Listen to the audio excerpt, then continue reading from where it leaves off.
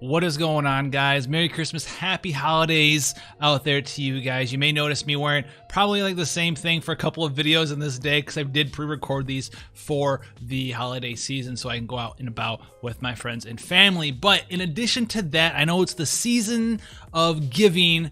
It also could be the season of saving out there. So this video is going to be out there for you guys who want to know my top 5 picks for characters you should start saving for right now in Final Fantasy Brave Exvius. I'm going to preface this real quickly. I know you don't need these ones specifically. Obviously, there's a bunch of characters out there that you guys like as characters and you save for them. That's totally fine.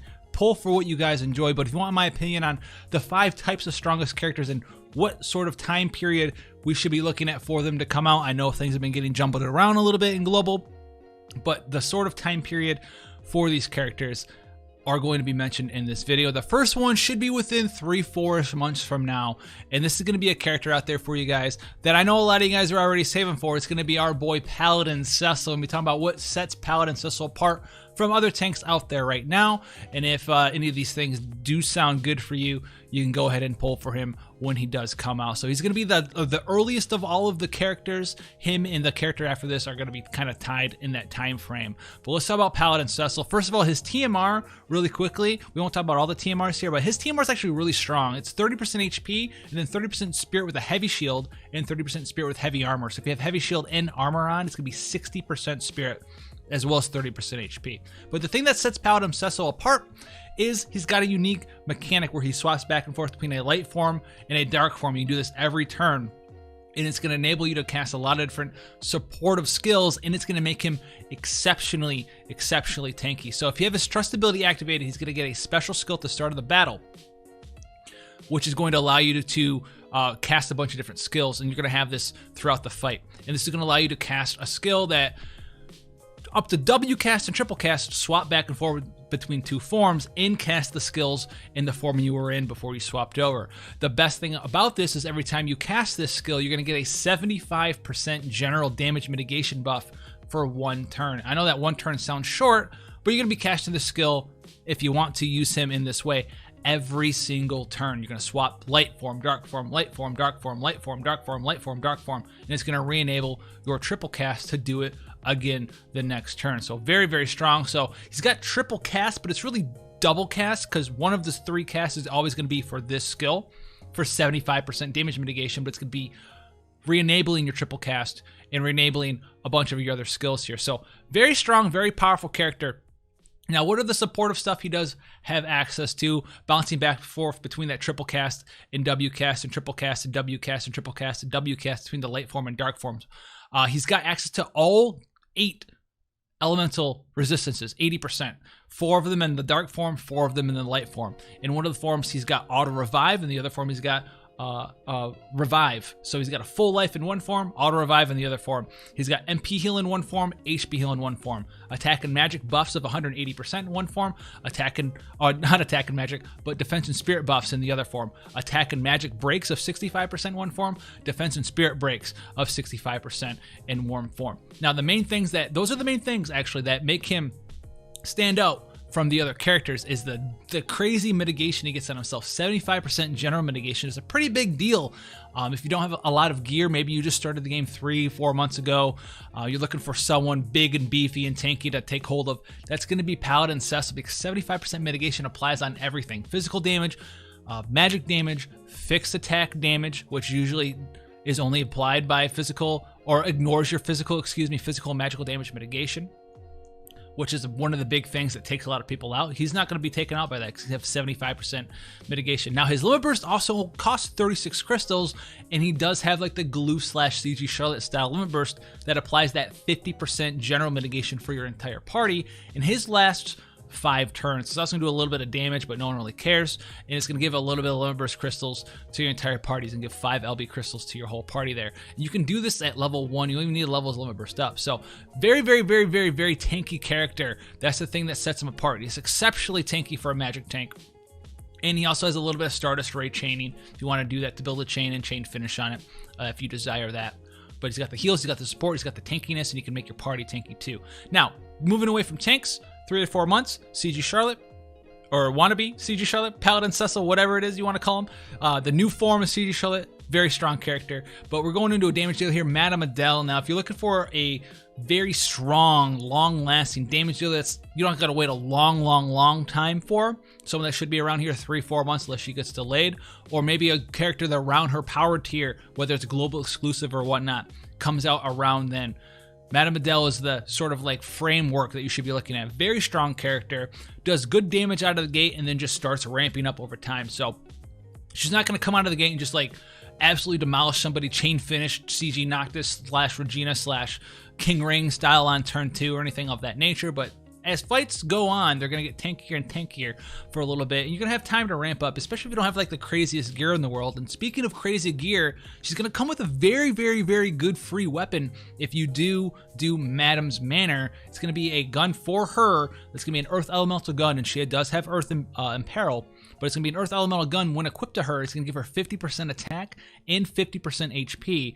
And when you run that through Item World with a rare ability on it, because it is a gun, you can get 40% more attack from just the rare ability. So she's going to have a gun that's going to give her 90% minimum attack. If you have like the rare ability and 10% attack, that gun's giving you 100% attack in one weapon. That's a fourth of your entire percentage attack cap in just her weapon. Outside of that, she's very traditional, not very hard to use. You just get in there, you Stardust Ray, she does her damage, and she's got these cooldown skills that unlock on certain turns. So you have one that unlocks on turn 3, then 6, then 9, then 12, and they just start giving you modifier increases. And so on turn 3, you use the 3-turn cooldown. On 6, you use the turn 6 and the 3-turn cooldown. On turn 9, you do the 9 and the 3-turn cooldown again with one of her filler skills. And then on 12, you can do the 12-turn cooldown, the 3-turn cooldown, and the 6-turn cooldown all at the same time. If you have, I do believe, maybe she doesn't get triple cast. I don't think she gets triple cast. No, she doesn't get triple cast, so you can't do all 3. But you can do like the 12-turn cooldown and the 6-turn cooldown on turn 12. Very strong character, big ramping damage, and you can see like her multipliers are absolutely insane. Like 30 times multiplier, ignore 50% defense if you make it to turn 12. Plus, it's gonna have the multiplier increases on her other skills from these permanent 3.0 multipliers that last for 99,999 turns. 3.0 mod here from this one, 3.0 mod here from this one, 3.0 mod here from this one. Very strong skill, and her filler skill is very powerful as well. It looks like it has a low multiplier, but remember guys, the way that these multipliers work, those multiplier increases are gonna get applied here twice because of the ignore 50% defense, and then here twice. So each of these 3.0 mods for this filler skill is actually a 12.0 multiplier increase. So very strong skill there, and it even gives itself a multiplier increase of 4.5 for 2 turns when you cast it. So very strong. That's an 18.0 mod increase. So very strong character. Even to this day in JP, she's still one of the best damage dealers in the game. So if you're looking for a damage dealer who's going to get in there and last you a long time, and you have a decent amount of time to save up for, Madame Adele is going to be your bet. Now, speaking of damage dealers, if I had to pick one damage dealer that you guys had a long time to save up for, it would be someone like Odin Reagan. So Odin Reagan, these characters shouldn't come out for like 6 to 7 months, somewhere around there, maybe even longer if they get pushed back 6, 7, 8 months. So a long time for you guys to save up for this character.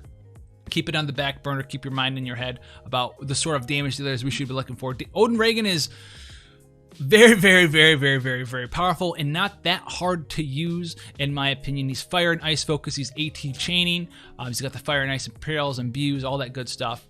And he just sort of does the usual damage dealer thing. You do a skill, it does some damage, it gives a multiplier increase to that skill, and you do a different skill that does some damage, multiplier increase to your filler skill, etc, etc. So to look at him right here, we can see that he's got an Esper chain finishing skill that uses your Esper orbs that can do a lot of damage there. He's got built-in double cast. His cooldown skills are very strong. 33 times mod, 5 times mod, 120% fire and ice imperil.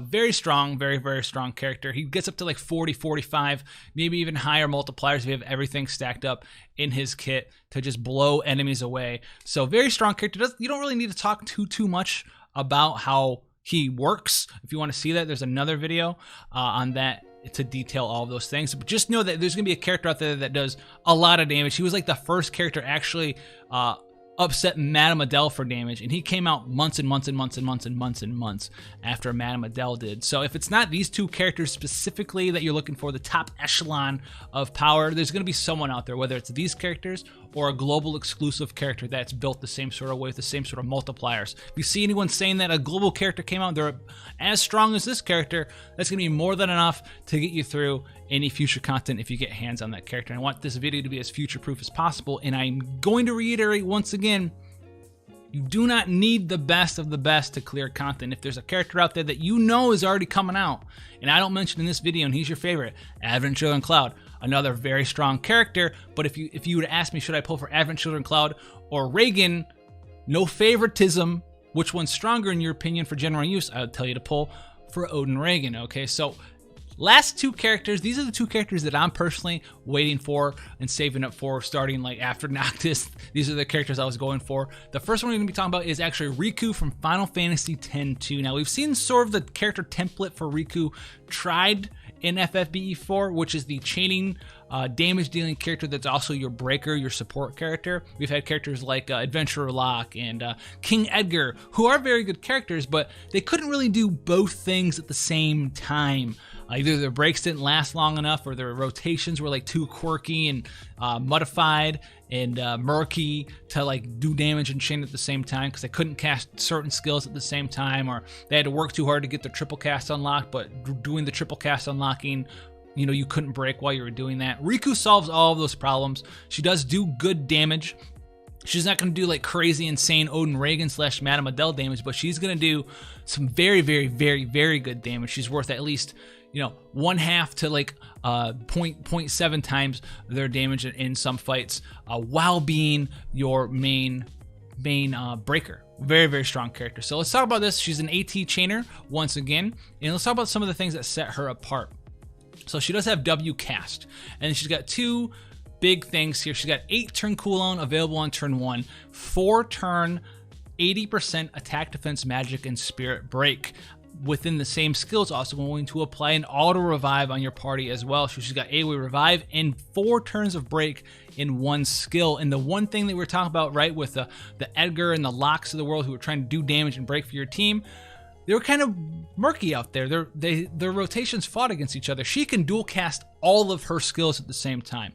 On top of that, on top of the breaks and the auto revive, she has the ability to cast an AoE 40 or a 4-turn, 100% lightning resistance buff and lightning imbue for your entire party there as well. It increases your limit burst gauge to your entire party by 15 limit burst gauge crystals on top of that. So very limit burst gauge support, imbues, limit burst resistance increase for your party too. On top of all of that, she has a emergency heal, which isn't really, you know, her main focus, but she can heal half your HP and MP as one of the skills you can fit into her cooldown rotation and damage rotation at any point. Now, one last thing to talk about here, her limit burst. Obviously, her limit burst breaks for you. Once again, it's going to be 4 turns of 80% attack, defense, magic, and spirit break. So I know Locke and Edgar, they had 84%. Hers is 80, so it's lower, but hers is very easy to work into her rotation, and it lasts a long time. 4 turns. This gives you not only a high tier break to the entire enemy team, but it's very easy to get, lasts a long time. This leaves you free to do other stuff. And the main thing you're going to be doing, as you can see here, she gets multiplier increases to 2 of her skills, 5.0 to this one and 3.0 to this one. She's going to have 2 damage dealing skills in here for you. Now, the one you're going to probably be using the most of the time is this one right here, Absolute Mirror of Equity, and this goes up to a 30 times multiplier with these buffs. Of that 3.0 multiplier gets applied into this skill 4 times, so it's actually a 12.0 multiplier increase, and this is going to be 16, 17, 18 base multiplier plus 12, 30 times multiplier.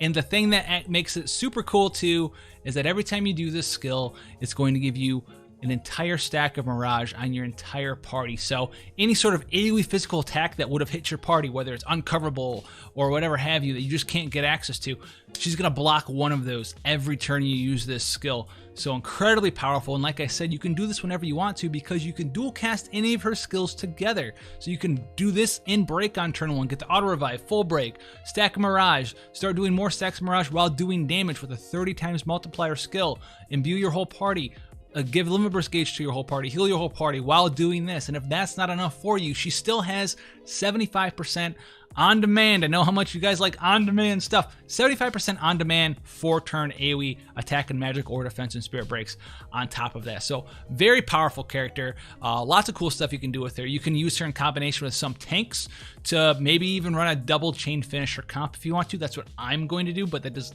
not the only thing that makes her good.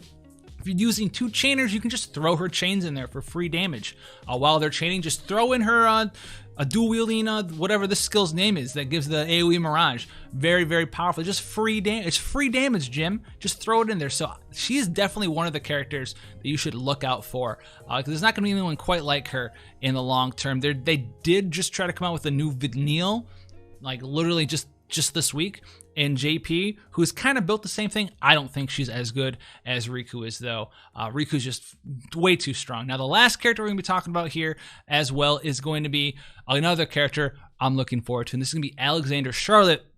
And the thing that sets her apart, which got a couple of things, but the main thing is we've seen those tanks before back in the heyday.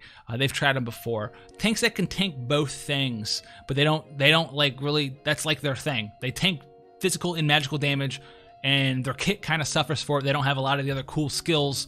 They're kind of like masters of general tanking, but like not really good at one sort of kind of tanking. Alexander Charlotte is phenomenal tank in all sorts of ways, and she's going to be the oldest unit out of these 5 to top, or the one that's kind of come out the latest out of all of these 5. So she's the newest unit out of these 5, and she's phenomenal. So let's go in there and talk about exactly what sets her apart. She's got your traditional stuff. She's got your provoke. She's got the AT chaining frame family. She's got ice and light and peril of 80%. She's got physical and magical damage mitigation that you can apply with skills, 25% each. She does have entrust too. And her limit burst is very, very, very, very cheap. So we all know how powerful Trust is in this game, and she does have it. She's got some weaker attack and magic breaks, as well as a Dispel, that's AT Chaining Frame family. Not the most useful stuff. Her Ice and Light resistance buff from back in the heyday from CG Charlotte is still here, now gives a 2000 HP barrier. And here's where we start getting into some of the stuff that's pretty cool with her. So she's got both physical cover and magical cover. Okay, no big deal. But when you cast these skills, they heal for 5,000 HP on cast on your turn. That's not a lot, but she is going to, as you will see, get dual cast, and she's going to be able to dual cast a bunch of different stuff together, and it's going to be really strong with your CG Charlotte. She also has the 3,000 HP and MP with the High Tide buff, and then here's her magic cover with the 5,000 HP. She's got Machine Killer buff for your whole party, pretty cool. And then we also get into this other thing that's very strong with CG Charlotte here. And this is going to be her cooldown skills that you're going to be able to start any fight off with, because they're available on turn 1. There's 6 turn cooldowns. Her first one is a 70% attack break for 4 turns all enemies, a 200% defense buff for herself. It activates her physical cover, and then it gives a 40% damage mitigation for your whole party as a buff. And then it's going to unlock your dual cast. So it breaks, buffs herself, puts on your puts on your cover, and then puts up the 40% damage mitigation. A lot of people out there use CG Charlotte, I do right now, for the cover plus damage mitigation of 50%. This one's 40, but you don't got to work for it at all. You just do it. You just do it on turn 1. Her other cooldown skill is the mirror of this one. So it's going to be a magic break of 70%, a spirit buff. It's going to activate your magic cover. It's going to do 40% damage mitigation for your whole party for 4 turns still. And it's also going to unlock dual cast for 5 turns for you as well. Then her final skill is a little bit of a Ice and Peril. And with a Ice and Light physical damage, 30 times defense multiplier there. Absolute Mirror of Equity Chaining Frame family. So she does have 50% draw attacks on top of that for the Moogle Charm builds, all of that good stuff. She also has the ability to counter with heals. She can counter with a 4,000 HP 80 MP heal. She's going to be tanking for you, so you're going to get this. You're going to get this at least once. You're going to counter with that, put up your cover again. That's 9,000 HP in healing, if that's all you're going to do. Very powerful there. You can see her dual cast activated skill. You can dual cast literally everything but her cooldown skill. So if you want to here, you can counter for 4,000 HP. If you wanted to heal for you, you can counter for 4,000 HP and then dual cast the same cover. Just dual cast physical cover. If you wanted to cover physical damage, that's going to be 5,000 extra HP per cover. That's 14,000 HP of heals per turn after the enemy does their turn. If you have someone to do like a strong HP regen after that, you're at full life. 14,000 HP is probably more than enough to full heal most characters in your party, and she's your tank too on top of that. So very strong. We're not done yet though. She does have full life too in case. But I know how much you guys like CG Charlotte's Limit Burst. I do too. Her Limit Burst is CG Charlotte's Limit Burst, but for the physical side. It's 22 Limit Burst crystals. It's going to have the same 50% damage mitigation for 4 turns to all allies, and it's going to give you a physical cover for 4 turns. And here's the real kicker. Unlike most covers which have a damage range, right, most of the time 50 to 70% damage mitigation, this one on her Limit Burst is always 80% damage mitigation, which is absolutely massive. You guys have had those turns before where you're like, why is my tank tanking so much damage this turn compared to last turn? That's because the cover mitigation, which applies to everything after they've moved out and started blocking for your whole team, is actually random in FFBE. There's a damage range. There's minus 50% damage, minus 70% damage. You're going to fall somewhere in there. But with this Limit Burst, you're always mitigating 80% damage with the cover, which makes her super, super, super bulky when covering physical damage or covering just anything. If you proc her physical cover and then you have her built for draw attacks, she starts taking single target magic attacks to the face or single target fixed attacks to the face, she's still going to be blocking 80% of that damage with the cover mitigation. So she's very, very, very, very tanky in that way as well. So a lot of cool stuff you can do with CG Charlotte. Very easy to use. She's not CG, excuse me, Alexander Charlotte. Very easy to use. But these are the big 5 that I think you guys should be looking forward. Riku, 6 to 7 months from the posting this video at least, probably. Alexander Charlotte came out like 2 months after Riku did. Odin Reagan, same time period, came out right after Riku, right before Alexander Charlotte. These are the ones that you have the most time to save for: Alexander Charlotte, Riku, Odin Reagan. Madame Adele and Cecil, 3 months, I would say, unless they bump them up like they do with Noctis for whatever reason. But I don't think they would bump these ones up. I don't know why they bumped Noctis up, but who knows. But I wanted to get this out there for you guys because I know how much you guys like looking at the future. Some of you guys anyways. These are the characters that you absolutely should at least be thinking about when it comes to saving resources, lapis, tickets, etc. in Final Fantasy Brave Exvius, guys. That's my opinion. You guys can do whatever you want with your resources. Pull for the characters that you enjoy the most. Go for Adventurer and Cloud, whoever it is that you want to use. Onion Knight, Furion, who knows out there, your off-banner Furions, do whatever. There's a Dane. I know there's 9 fans out there, but hope you guys have a blessed Merry Christmas, Happy Holidays to you guys out there. Hopefully you have a good time. If you want to see more stuff, subscription button right down below there by your feet. Unless, no, not by your feet. Your monitor is not on the, I hope your monitor is not on, is your monitor on the ground? Anyways, guys, take care, and I'll see you dudes in the next